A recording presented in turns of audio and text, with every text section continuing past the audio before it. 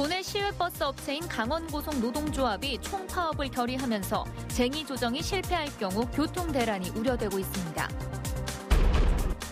강원도가 1,000만 원 넘게 들여 도지사가 최근 2년 동안 각종 행사장에서 한 발언을 모은 연설문집을 발간해 예산 낭비 논란을 빚고 있습니다.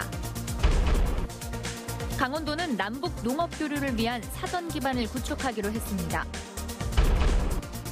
자유한국당 김진태 의원 등이 공동 주최한 5.18 역사 왜곡 공청회에 대해 지역 정당들이 비판 성명을 냈습니다.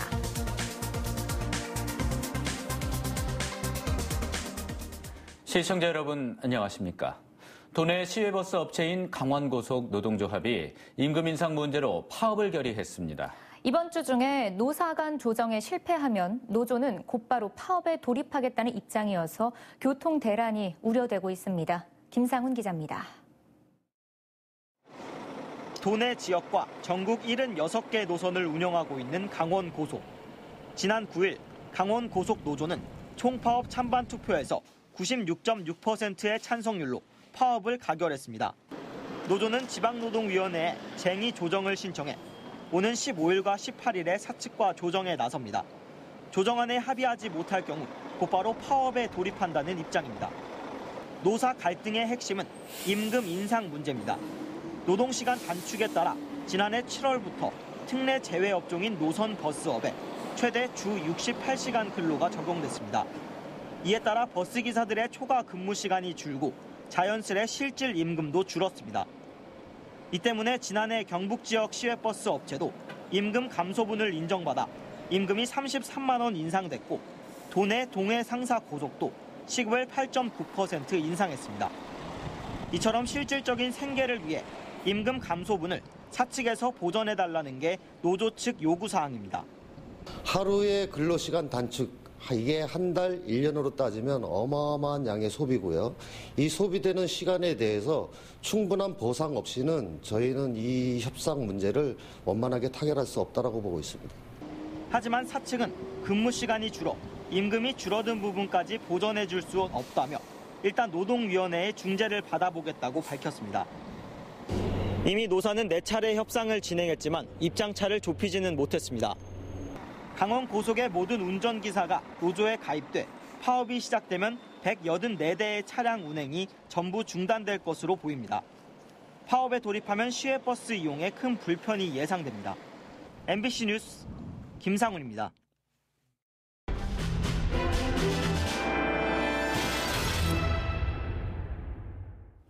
원칙과 기준도 없이 관행이라는 이름으로 진행되는 각종 부조리와 불합리를 없애자는 기획보도입니다.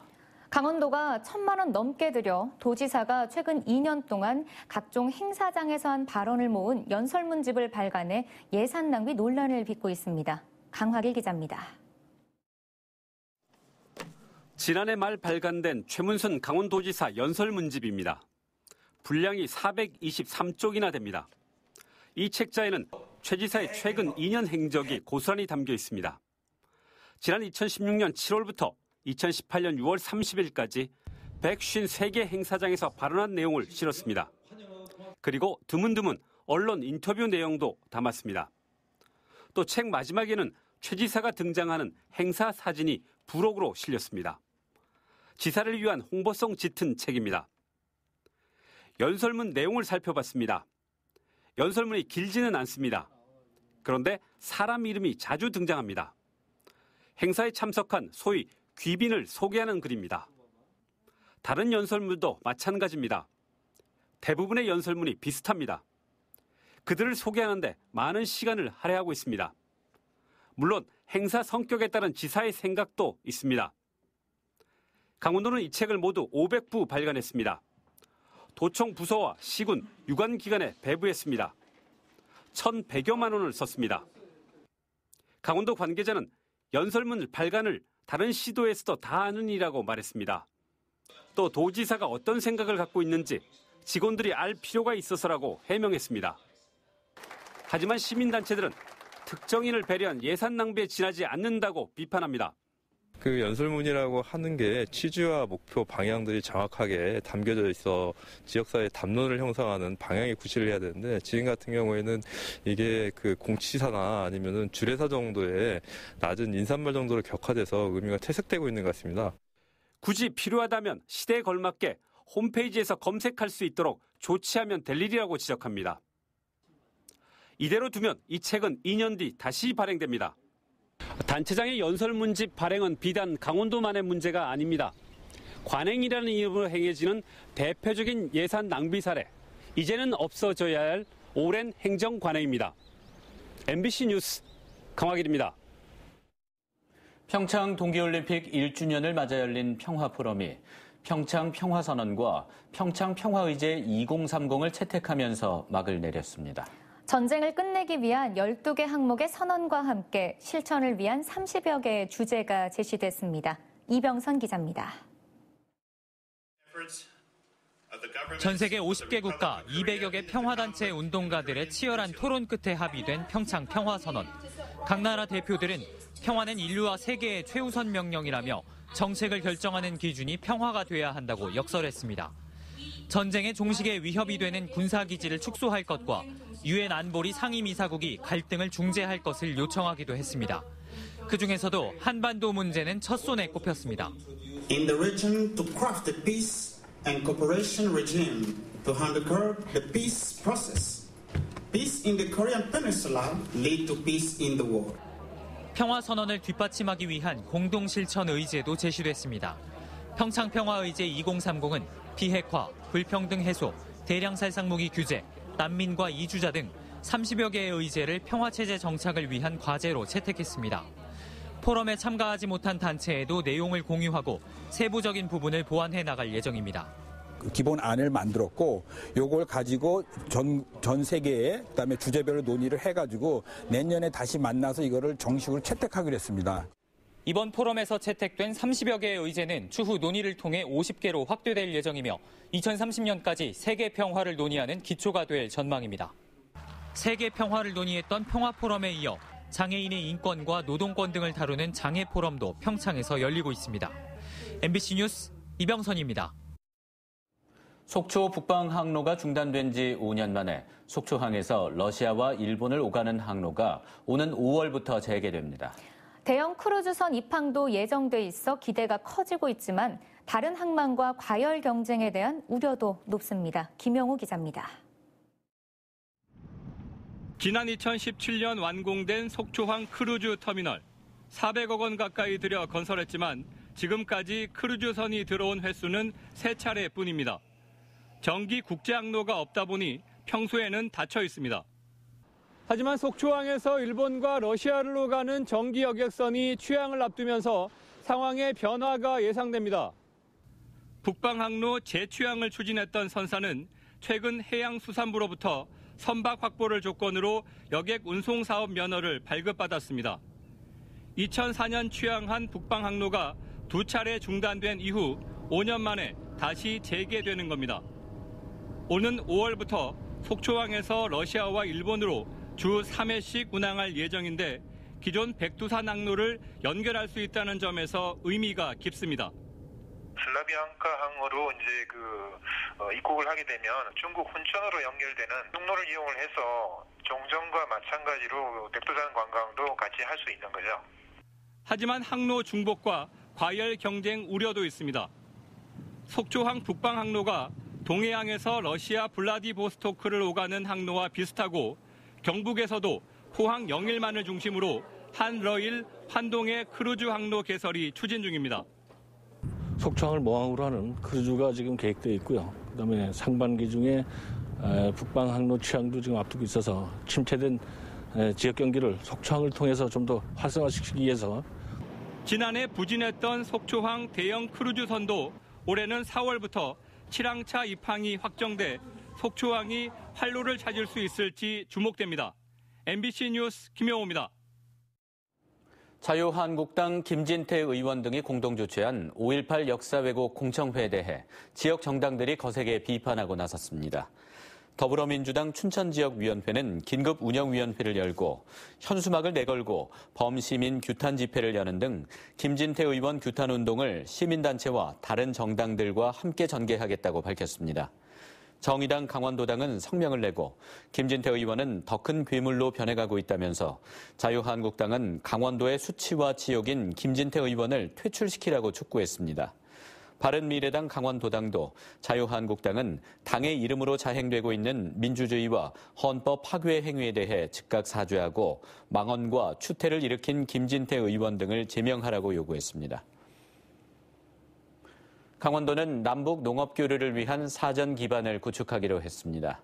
먼저 각계 전문가 20명으로 구성된 강원도 남북 농업 교류 협의회를 구성해 남북 농업 교류 사업을 발굴할 계획입니다. 또 상하반기 2차례 남북 농업 교류 심포지엄을 개최하기로 했습니다. 이 밖에 접경 지역에 남북 강원 여성들이 함께 농사를 짓고 농산물을 가공 판매하는 여성 농업인 남북 교류센터와 공동 텃밭도 운영할 계획입니다.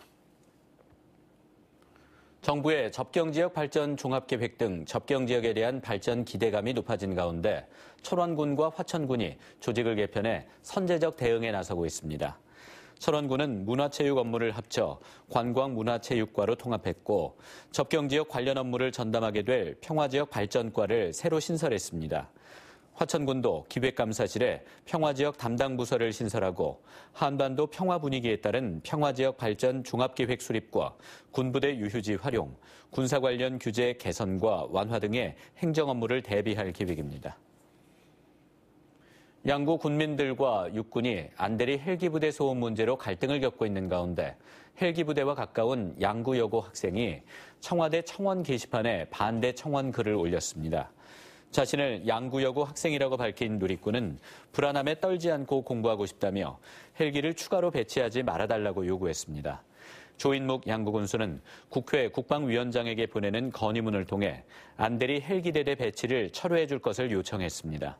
한편 양구군 의회와 사회단체 60여 곳은 내일 헬기부대 창설 반대 투쟁위원회 총회를 열고 반대 투쟁에 나설 계획입니다. 강원도는 올해 2조 4,936억 원어치의 건설 공사를 발주합니다. 강원도는 3,298억 원, 18개 시군이 9,923억 원, 원주지방국토관리청이 2,251억 원, 강원도교육청이 2,654억 원 등을 발주합니다. 강원도와 강원건설단체 연합회는 도내 건설업체의 수주 지원 등 지역 건설산업 활성화를 위해서 내일 춘천에서 건설공사 설계 용역 발주 계획 설명회를 엽니다. 내일 설명회에는 10개 기관이 참여해 올해 발주 계획과 수주 지원 시책, 유의사항을 설명할 계획입니다. 올 상반기 도내 중고교 모든 교실에 공기청정기가 설치됩니다. 강원도교육청은 미세먼지로 인한 학생 피해를 줄이기 위해 올해 상반기 도내 중학교와 고등학교 교실 3,500여 곳에 모두 공기청정기를 설치한다고 밝혔습니다. 유치원과 초등학교, 특수학교는 지난해 공기청정기 설치가 마무리됐습니다. 정기적인 필터 교체 등 유지 보수 비용이 포함된 전체 예산은 126억 원으로 책정됐습니다. 강원도의회가 내일부터 새해 첫 임시회를 열고 열흘간 강원도와 교육청에 올해 주요 업무 추진 계획을 보고받고 37개 안건을 심의합니다. 이번 회기에 심의할 조례안은 사회적 고립가구 안전망 확충과 고독사 예방, 행정정보 공개, 웰다잉 문화 조성, 미세먼지 저감 관리 등 생활 밀착형 내용을 담고 있습니다. 특히 올해부터 처음 시행하는 육아 기본수당 지급을 위한 원포인트 추가 경정 예산 심사도 진행합니다. 춘천 시내 교통사고 사망자 수가 지난해 13명으로 재작년에 비해 크게 줄어든 것으로 나타났습니다. 춘천경찰서에 따르면 지난해 춘천시 교통사고 사망자 수는 13명으로 2017년 30명보다 절반 넘게 줄었습니다. 춘천시는 올해부터 보행자 중심의 신호체계 구축과 대각선 횡단보도 설치 확대 등을 통해서 교통사고를 더욱 줄여나가겠다고 밝혔습니다. 홍천군 철도 유치 추진을 위해서 지역단체가 힘을 모읍니다. 홍천군은 정부의 제4차 국가철도망 구축 수정계획이 추진됨에 따라 철도계획 반영을 위한 철도 유치 추진단의 구성 가동에 들어갔습니다. 추진단은 수도권 광역전철인 용문에서 홍천 구간 등이 철도망 구축 관련 정부 계획에 반영될 수 있도록 총력을 모으기로 했습니다. 홍천군 번영회도 홍천 철도 유치 범국민 추진위원회 구성 등을 논의하고 각급 기관 사회단체를 포함한 인사들을 참여시킨 범국민위원회 구성에 나설 계획입니다. 뉴스를 마칩니다. 시청해주신 여러분 고맙습니다.